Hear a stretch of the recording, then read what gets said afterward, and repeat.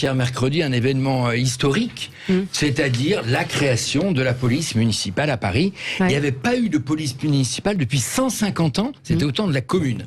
Alors, c'est à la fois un coup de cœur et à la fois un coup de gueule. Coup de cœur parce que ça y est, la police municipale est créée.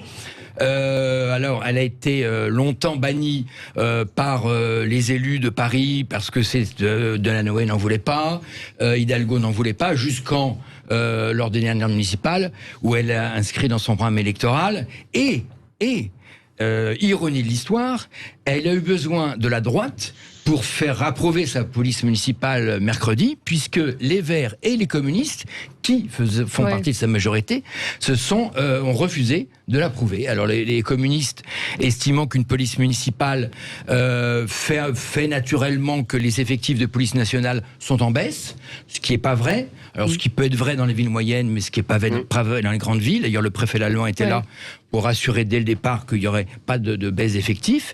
Et puis les Verts, sous prétexte que le service actuel, qui est la DPSP, la direction de la sécurité, etc., marchait très bien, et qu'il fallait surtout axer ça sur la prévention. Donc ça, c'est plutôt une bonne nouvelle quand même.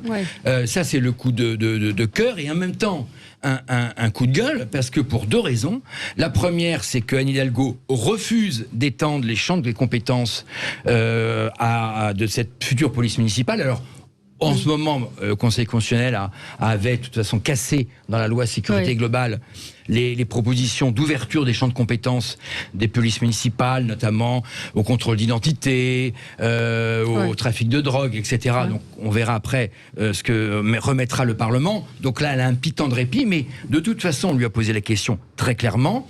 Même si demain, l'Assemblée nationale revote un texte qui permettra à la future police municipale de faire des contrôles d'identité, d'arrêter des ventes à la sauvette, etc., elle refusera tout de suite. Donc en fait, elle ne fait que transposer ce qui existe déjà, c'est-à-dire un service de tranquillité publique. D'ailleurs, moi qui suis élu, dans le terme de la terminologie de mon titre, c'est délégué à la tranquillité publique, à la prévention et à la police municipale. Il n'y a pas le mot sécurité. Si on se résume, on a donc une maire socialiste qui a fait une promesse qu'elle n'avait pas, qu'elle a fait au dernier moment, aux dernières élections, qui n'obtient pas le soutien de sa majorité et qui obtient les voix de la droite, qui accepte un progrès à minima, qui est passé par la tête de Procuste. Excusez-moi, mais là, franchement, alors je m'interroge sur deux choses. Je m'interroge sur les raisons pour lesquelles la droite a fait la courte échelle. Est-ce que c'est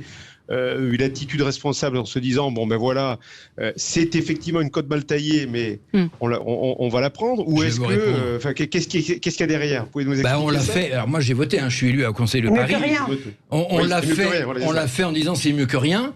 On l'a fait parce que depuis 20 ans on s'engage, on l'inscrit nous dans notre programme électoral, donc ce serait malvenu de voter contre nos électeurs. Donc on ne demanderait pas qu'on vote contre le premier pas de la police municipale. Et puis derrière, on va essayer, et vous pouvez compter sur moi qui m'occupe justement de ces problèmes-là au Conseil de Paris, de faire évoluer au fil des mois les positions d'Anne Hidalgo sur cette police municipale. Dernière chose. Ôtez-moi d'un doute, cette police municipale n'est pas armée. Alors justement, c'est le dernier point sur lequel je voulais insister, Valérie. C'est quand même très important.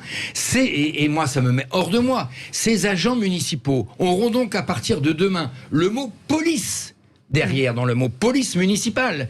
Ils vont donc être dans la rue au même titre que les policiers municipaux, pas sur le même champ d'intervention. Et on estime bien évidemment qu'ils vont être pris pour cible, bien évidemment, dans tes guet-apens, etc., etc. Et donc on a demandé au minima qu'ils soient armés de taser, au mieux qu'ils soient armés d'armes létales, et on a une réponse, bien sûr, négative d'Hidalgo. Ils auront quoi? Ils auront leur bombe lacrymogène et un petit bâton. Bref, c'est une police bisounours. Comment ça se passe dans les autres villes? Comment ça se passe dans les autres villes de France? Elles sont principalement... Beaucoup sont armés. Beaucoup sont variables, mais beaucoup sont armés. Bien évidemment, dans toutes les grandes villes de France, elles sont armées. Elles sont pas armées pour... ils l'utilisent pour se défendre. C'est plus pour se défendre. Et là, on est très inquiet. Il faudra... Mais moi, je lance un cri. Je l'ai dit à Anne Hidalgo. Il faudra attendre une bavure. Une bavure, et il y en aura une forcément. Je le souhaite pas, mais il y en aura une bavure dans les jardins des Halles, où forcément un policier municipal va être prêt, et il pourra pas se défendre avec son petit bâton et sa petite bombe lacrymogène. C'est scandaleux.